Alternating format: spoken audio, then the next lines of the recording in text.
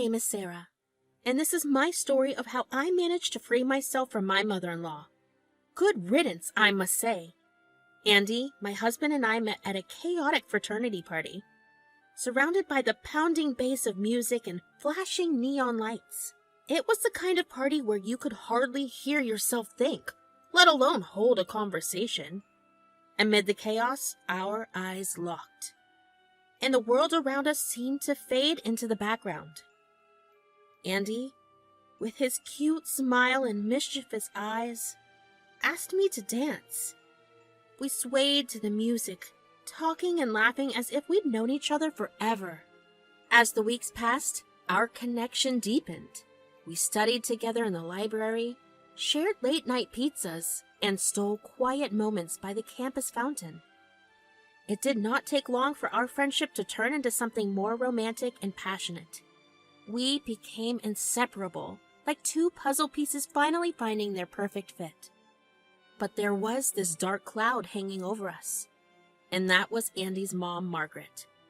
She was a tough nut to crack, let me tell you. Right from the start, it was clear she had some grand plans for her son's future, and I did not quite fit the bill. She would look at me like I was some kind of mismatch for Andy, and it wasn't a warm and fuzzy feeling. Margaret had these fancy expectations like I was supposed to be some kind of etiquette expert. She acted all high and mighty like her family was royalty and mine, well, ours was a bit more down to earth. She had this way of making me feel like I was less than her, and it was like a constant weight on my shoulders. Andy had confided in me once, telling me about how challenging she could be to deal with. He'd say things like, "Sarah, my mom's been through a bunch of relationships, and none of them ever lasted." It was clear that her high standards and strong personality might have been a part of why things never worked out for her in the romance department. But I did not let any of that deter me. Our romance continued, and within 2 years we were deeply in love. It was as if we had found the missing piece of ourselves in each other. We finally got married.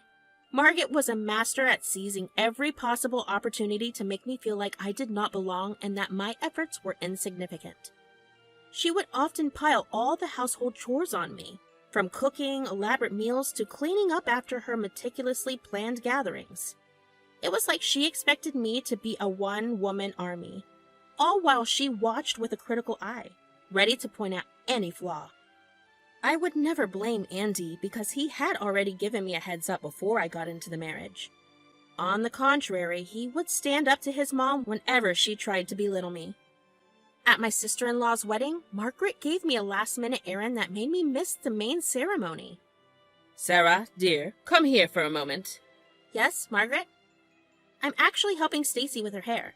"I have a rather important task for you. It can't wait." "Oh, what is it?" "I need you to pick up my reception dress from a boutique across town. You need to get it. I don't have an alternative." "Margaret, the wedding ceremony is about to start and I was looking forward to—" "I know, dear, but this is an emergency. I'm the mother of the bride, after all. You're such a dependable soul, and I can trust only you with this." Any other time? I cannot forget about this when Margaret manipulatively took the present Andy gave to me at my birthday dinner.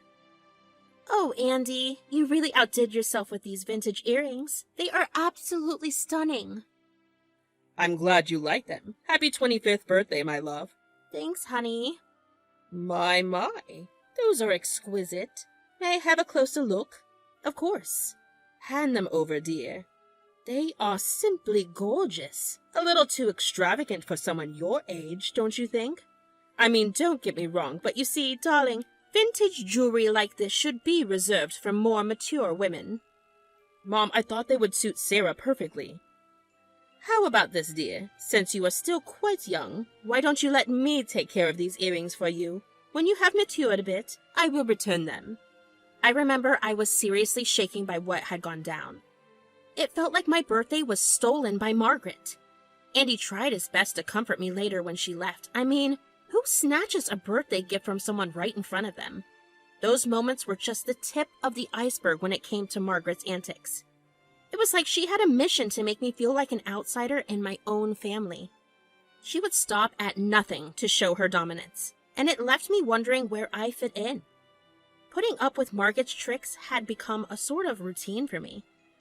I figured I could handle it, but things took a wild turn about a month ago when Andy and I decided to treat ourselves to a much-needed vacation. Andy and I had been daydreaming about an escape, a perfect vacation that would give us a chance to break free from the usual grind. We decided on a tropical retreat to Maui, Hawaii, and booked a couple suite in a resort for ourselves. One evening, as we sat at Margaret's house for dinner, our vacation plan slipped out during our conversation. I could see Margaret's eyes light up as we talked about Hawaii. A couple of days later, my phone rang and I saw Margaret's name on the caller ID. "Sarah, dear, I have been thinking about our conversation the other day. You know, the one about your vacation plans." "Yes, what about it?"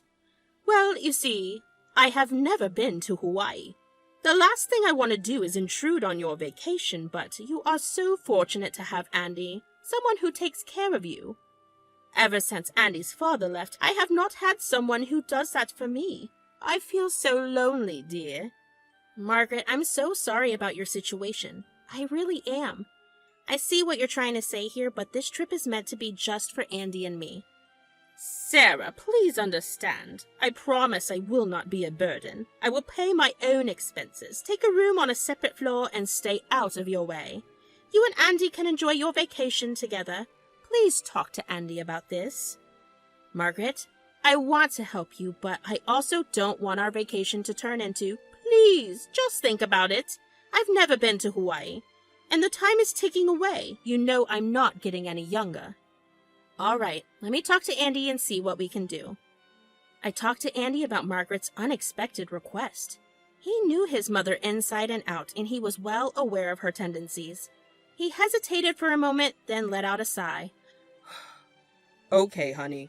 Just because you are asking me to, I'll talk to my mom and ask her to come along with us, but we need to establish some boundaries and make it crystal clear that this is our vacation too."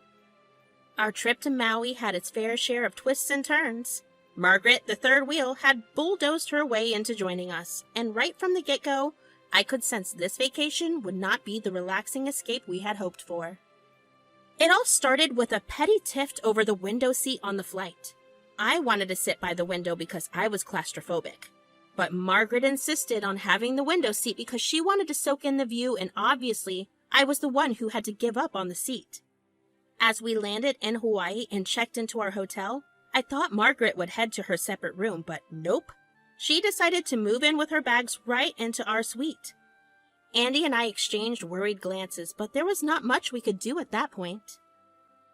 The first day was a mix of beach beauty and Margaret sticking to us like glue. She insisted on doing everything together, which meant Andy and I could not even have a quiet moment to ourselves. I was dreaming of romantic beach walks and intimate dinners, but those dreams felt pretty distant. She went for a swim, and afterward she handed me her sandy, dirty clothes and asked me to wash them. I kid you not, I had not signed up for laundry duty. It was like Margaret had brought some bad juju with her on this trip because you will not believe it, but on the second morning, as we were sipping our morning mocktails and enjoying the Hawaiian breeze, Andy's phone rang with an urgent call from his office. "Hey, babe, we have got to go right away. I hate to break it to you, but I have got to head to Atlanta. My boss just called, and there was this construction project my colleague was managing, but he had a family emergency. My boss wants me to step in and take over the show in Atlanta." "Hey, I completely get it. Vacations will come and go." Andy checked his phone. "My boss just sent me these details. It looks like I will be away for about 6 months. 6 months is such a long time, Andy. I can't help but feel like I'm going to miss you terribly. It is going to be tough without you." "I will miss you too, honey. I will be counting down the days until I am back in your arms." "It's fine. It's just 6 months. We have a lifetime together. We will get through this." "Thanks for being cool about it, Sarah. Start packing and I will give Mom the news as well." We flew back home from Maui, and the very next day, Andy had to jet off to Atlanta for his project. It hit me like a ton of bricks. For the first time since we had gotten married, I was home alone without Andy. It was daunting, to say the least. I knew his work was essential, and he needed to go to Atlanta for the office project, but I could not shake off the feeling of emptiness. That night, we video called, and he gave me a virtual tour of the hotel his office had set him up for the next 6 months. I could tell he was excited. As soon as I ended the call, I realized that it was going to be a long wait until he got back, and I needed to find ways to fill the void he left behind. But just when I thought I was sitting into my new routine, the next day brought a call from my beloved mother-in-law. It was as if the universe conspired to keep me on my toes. Hello, Sarah. How are you holding up after our short-lived vacation? Hi, Margaret. I'm dealing with a bit of jet lag, but otherwise I am good. Oh, I see. Well, I hope you and Andy had a fabulous time in Maui because I did. It's just a shame we all had to come back so early. Yeah, it is unfortunate, but Andy needed to take that project. It seems like a big deal to him, you know how it is. Yeah. It's just that my vacation was practically ruined because of it. I was hoping to spend some more time there. Well, there's nothing we can do about it now. You are right. What's done is done. I do not like being here back at my empty home so soon, so I have decided something that will be good for both of us. What is it? I will be coming to stay with you the next 6 months. Wait, what? 6 whole months? Are you serious, Margaret? That's a lot of time. Yup, dear. I thought it would be nice to spend some quality time together. Oh, and one more thing. I will need breakfast and dinner prepared for me every day. I prefer my meals fresh and homemade, you know. I will need my laundry done twice a week and my room cleaned every day. You know how much I can sneeze if I inhale a speck of dust, right? You must be kidding me. You treat me like I'm your full-time assistant. I can't just drop everything to cater to your every need for basically half a year. You will, because I am coming, and that's final. It's the least you can do after ruining my vacation.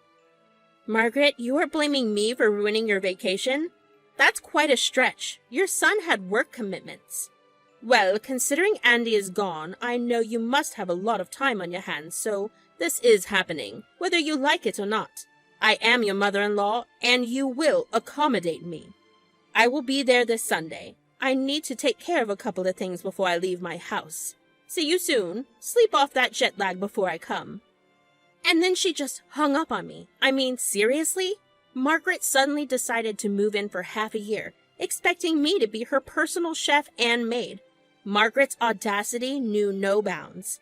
The day after our little chat over the phone, she bombarded me with a lengthy grocery list through text, filled with pricey items she wanted stocked up before her arrival.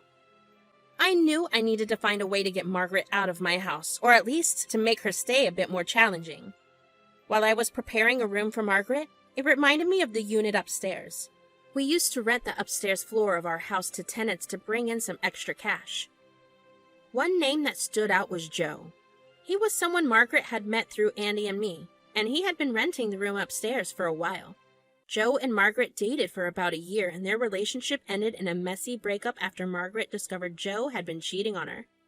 I figured this could be the perfect opportunity to put my plan into action. If I could get Joe back into the picture, it might make Margaret think twice about staying here for 6 months. So I went through my contacts and called up Joe. Hey, Joe. It has been forever, hasn't it? Sarah, it has been ages. I'm good. What have you been up to? Well, you know how much of a pain Margaret can be. She is coming to stay for 6 months, and I'm at my wit's end already. Andy had to leave for Atlanta suddenly for work, so now Margaret expects me to be her personal chef, chauffeur, and maid all in one. So, what's on the menu? The life of luxury. You should serve her a bologna sandwich and call it a delicacy. That will show her.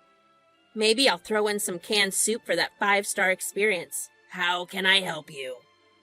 Can you please do me a favor and pretend that you have rented the rooms upstairs and you live here?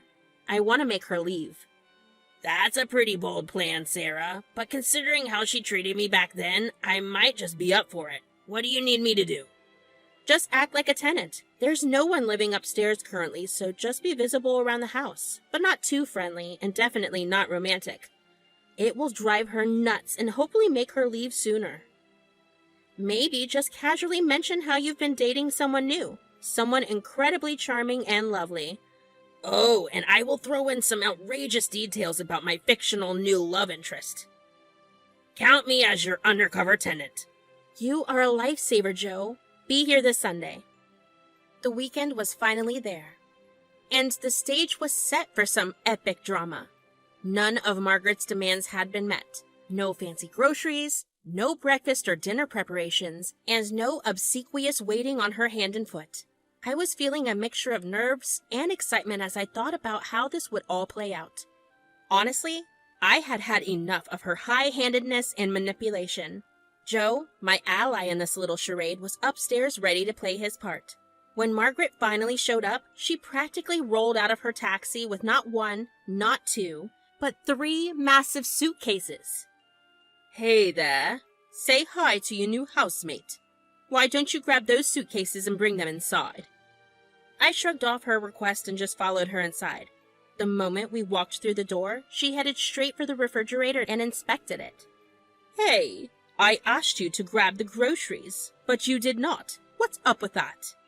I'm sorry, Margaret. I got a bit distracted and forgot. I will get them right away.